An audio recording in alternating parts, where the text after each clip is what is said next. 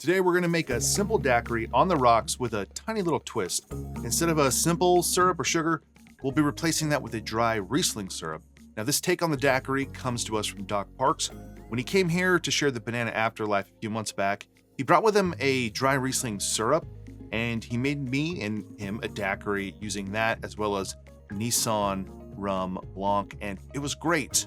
So he shared that recipe with me, and he also suggested that we use the new rum barbancourt Haitian proof. The Riesling syrup is easy to make. You just need some dry Riesling and some sugar. And Doc's ratios are 1.5 cups of sugar to 1 cup of wine. Just bring it to a simmer, and that's it.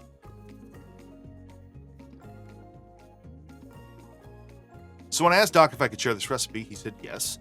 And he gave me the recipe and recommended we use the rum barbancourt. And I told him the only thing that's kind of missing here was a name, but he told me they already have a name that he calls it and his family calls it Mary's Daiquiri after his grandmother, who loved white wine, and she just happened to be good friends with the Bergeron family. Just kind of like another piece to the Doc Parks story there. If you want to go see Doc Parks in person and on tour, you can find out his next stop at docparksdesigns.com. So to make Mary's Daiquiri, you'll need lime juice, Riesling syrup, and a flavorful sugarcane juice-based rum. Start with 1 ounce of lime juice, 3/4 ounces of our dry Riesling syrup, and 2 ounces of rum.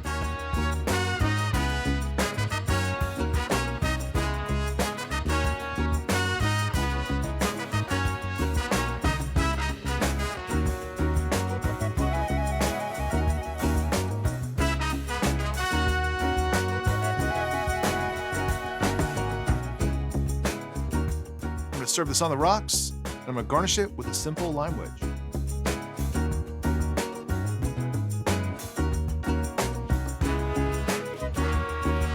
All right, let's try it.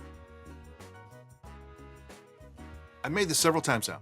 There's just this simplicity to it. There's also this elegance to it, and it's combining like a sugarcane juice rum with a wine syrup.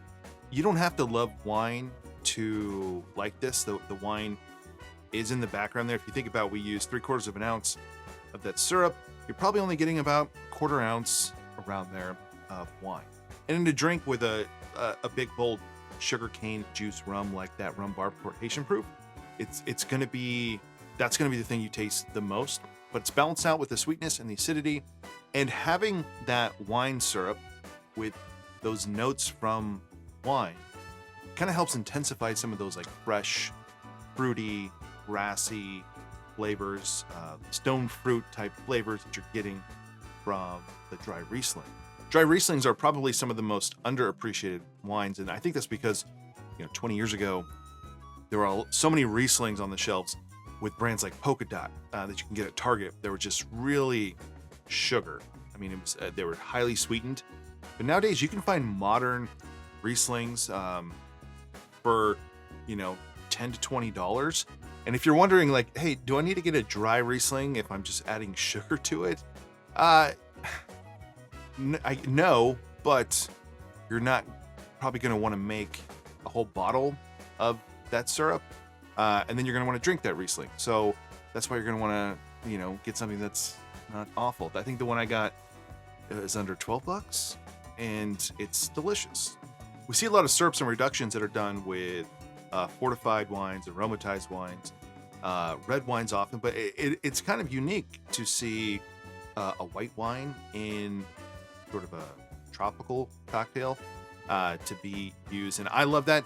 I think it's not only fun to kind of take on that new aspect of using wine in syrups for cocktails like this, but there's a connection too. Like I live pretty close to Napa Valley. Doc is pretty close to Napa Valley, so kind of things that are like in our backyard, and being able to use these ingredients that you can find anywhere to just take something as simple as a sugar syrup and just adding a little bit more dimension to it to take another simple cocktail like a daiquiri and make it something new but equally delicious.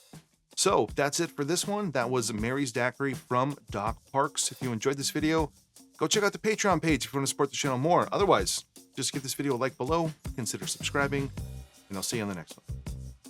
Oh, and one more thing. If you don't have that Haitian-proof bourbon cork, use anything. It doesn't even have to be a sugarcane juice rum. You could use any white rum that you like, but I think especially if you have any of those Mexican rums, those will work well, like a Sharonda, or anything that has like a bright, fresh flavor to it will work here. If you want to do something else, you want to go really light, that'll work. Jamaican rum, whatever you want.